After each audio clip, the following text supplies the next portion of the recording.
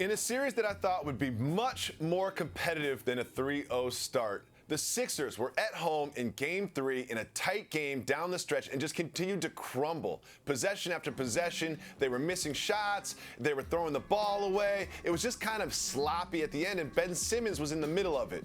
My question for you is, has Ben Simmons just had a couple bad games, or has Brad Stevens and the Celtics strategy exposed the young rookie? I would say the latter. And the great thing about him being a young player is he's going to learn from this, and it's going to make him a better performer.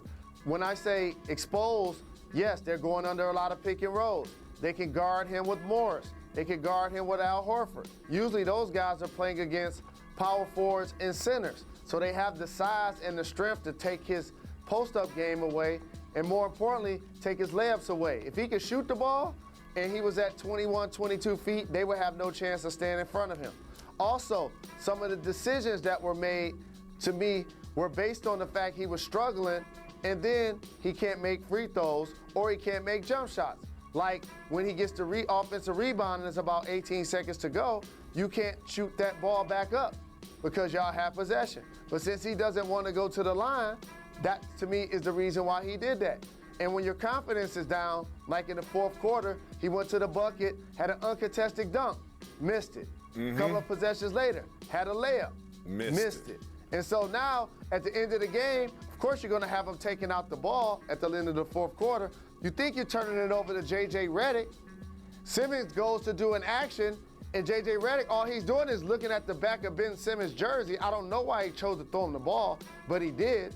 And so those are the type of plays that snowballed in the fourth quarter that ended up carrying over into the overtime. But I want to give the Celtics credit for winning a big-time game. And what a play call on the side out of bounds for Brad Stevens to get it to Al Horford for the game-winning bucket. It was brilliant, and I have one very quick question for you. Brad Stevens deserves a lot of credit for the defensive strategy, for those play calls like yourself with Al Horford from the baseline in out of bounds. It was brilliant. But you know me, I'm competitive, and I'm jealous, and there's a little bit of negativity in my heart.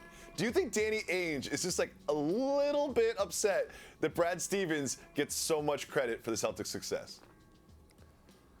No, because he started the process by giving him a 6-year contract. So he feels like this is my creation.